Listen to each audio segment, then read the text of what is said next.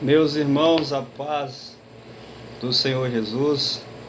Quero aqui meditar uma palavra hoje com vocês, que se encontra no livro de 2 Samuel, capítulo de número 6. Hoje nós vamos aprender sobre a presença de Deus na nossa vida.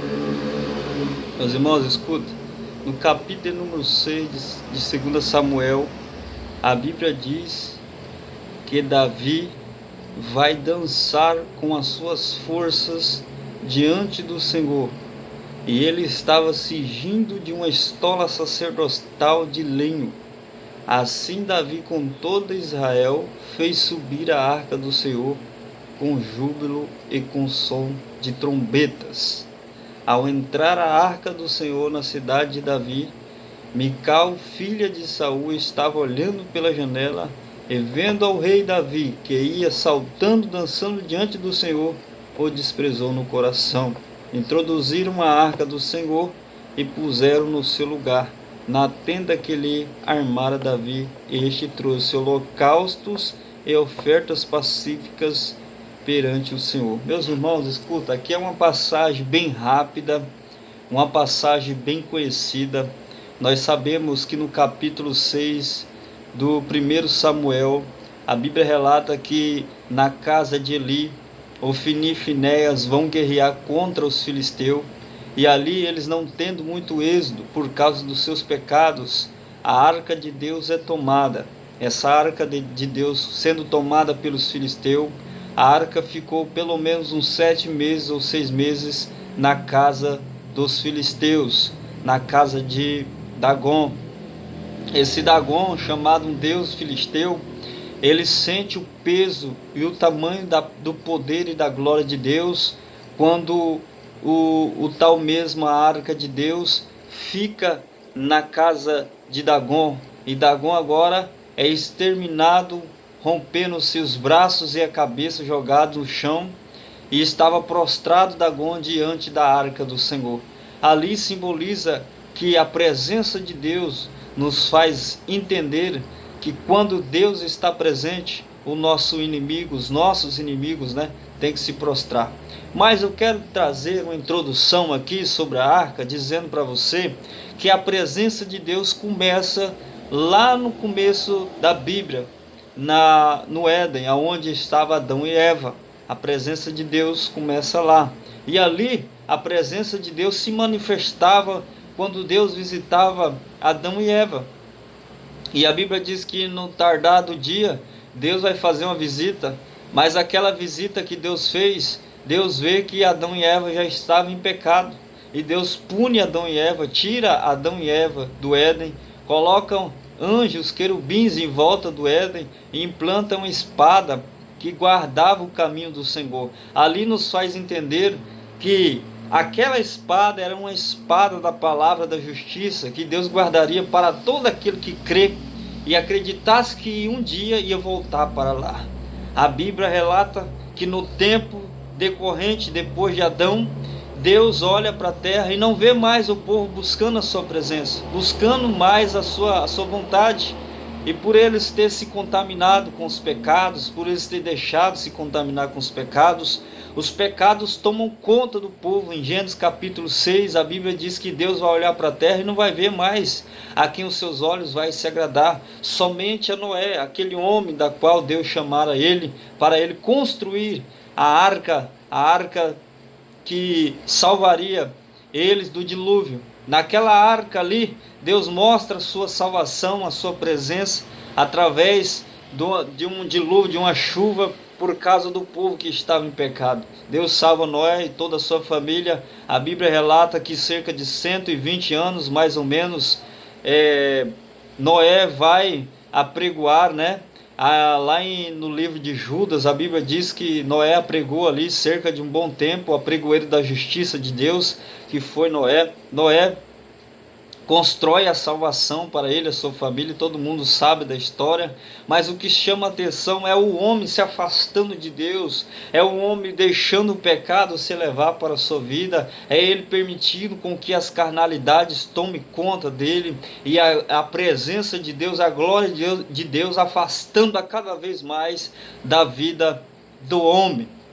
E assim sucessivamente, você vai perceber que depois de Noé, depois de um bom tempo, o homem tenta elevar o seu nível, juntamente com um homem chamado Nimrod. No capítulo de número 11, você vai ver a história da Torre de Babel, e ali você vai ver um homem que vai começar a ser poderoso na terra, e eles, através da liderança de Nimrod, vão levantar uma torre, chamada Torre de Babel, que significa confusão, né?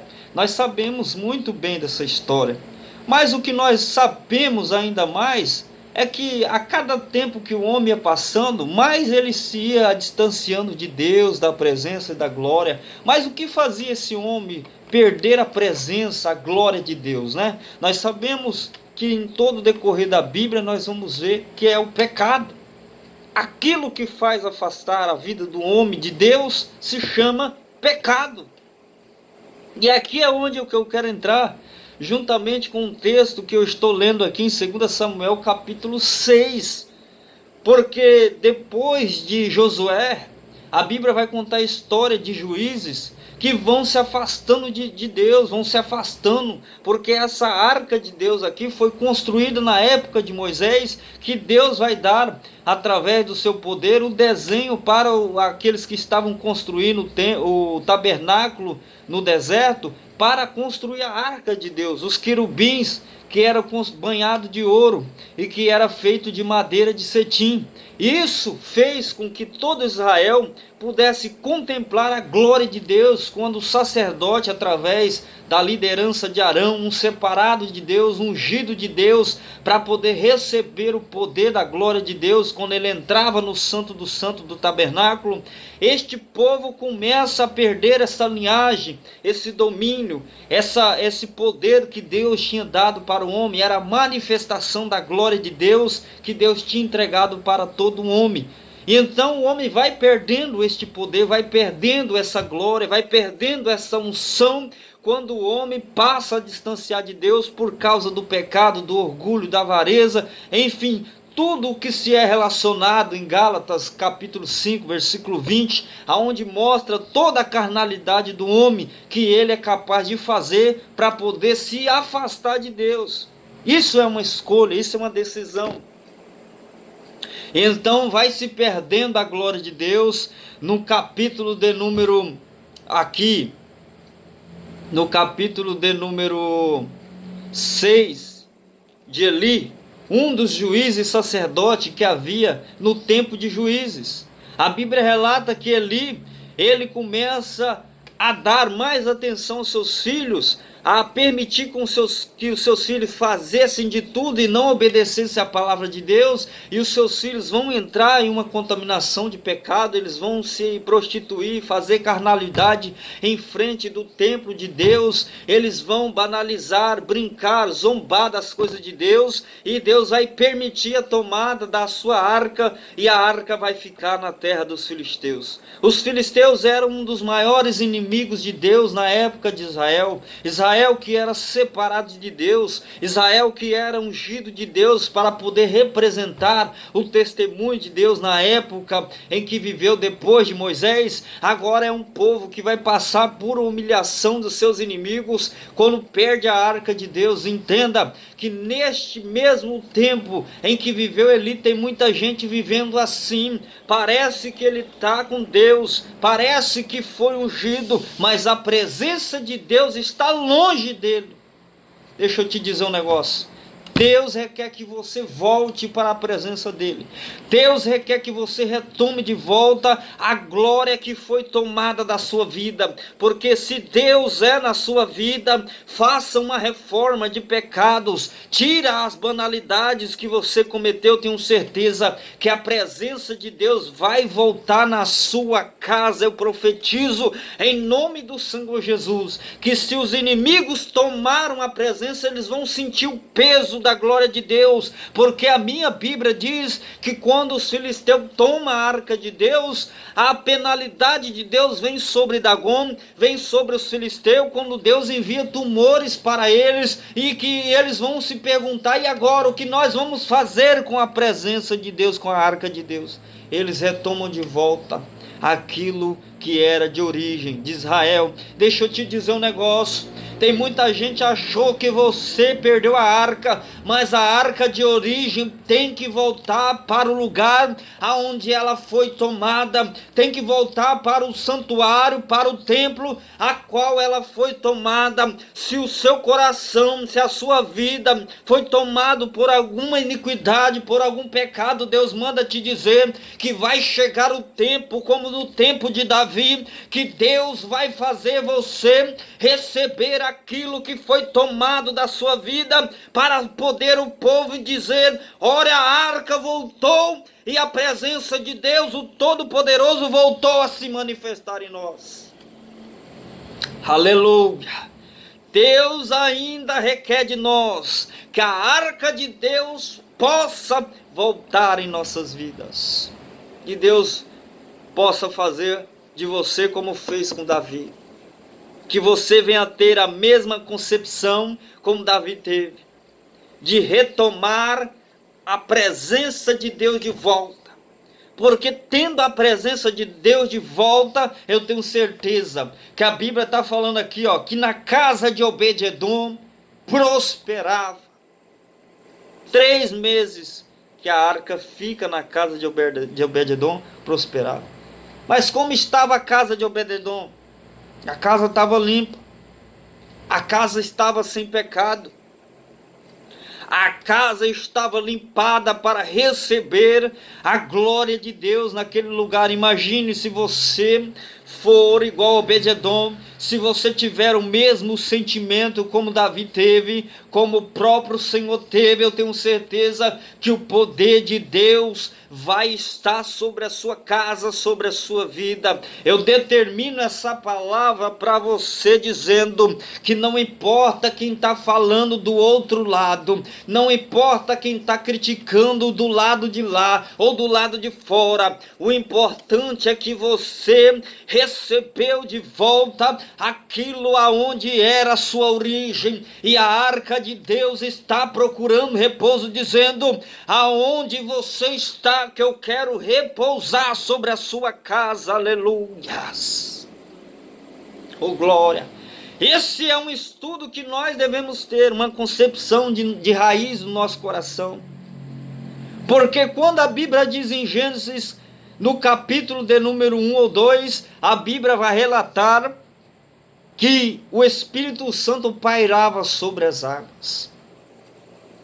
No meu entender, no seu entender, irmão, que o pairar sobre as águas é que o Espírito estava procurando um lugar de repouso,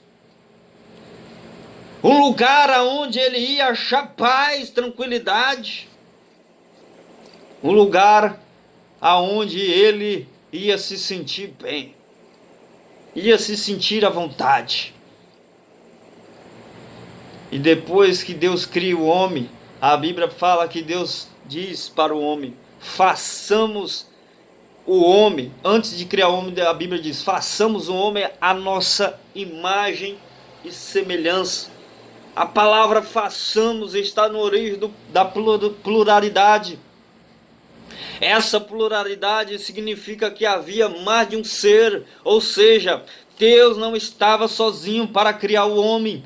Deus estava simplesmente com ele, o Filho e o Espírito Santo. E a Bíblia diz que depois que Deus sopra na narina do homem, entrou o Espírito no homem.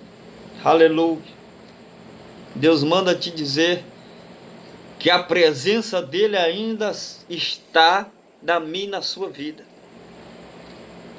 Mas se você acreditar, se você abrir o seu coração, como fez Obed-edom, como fez Davi, Dagon recebe, os filisteus recebem o poder e a mão de Deus sobre eles. Mas quem está querendo a presença, que está limpando a casa para receber a presença, se chama Obed-edom e Davi, em Jerusalém. A Bíblia diz que Davi vai sacrificar. E então a Bíblia está dizendo aqui, que a cada 6 passos que eles deram, sacrificavam ele bois e carneiros.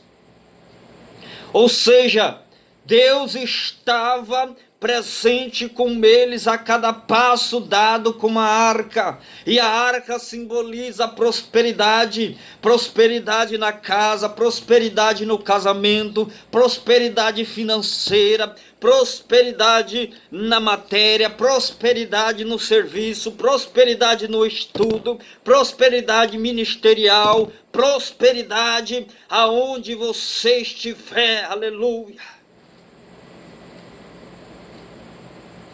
Enquanto você vai deixando os costumes do pecado entrar na sua casa, a arca de Deus vai ficando longe. Não faça como Eli. Olha o que ele fez. Eli vai permitindo o pecado entrar dentro da sua casa.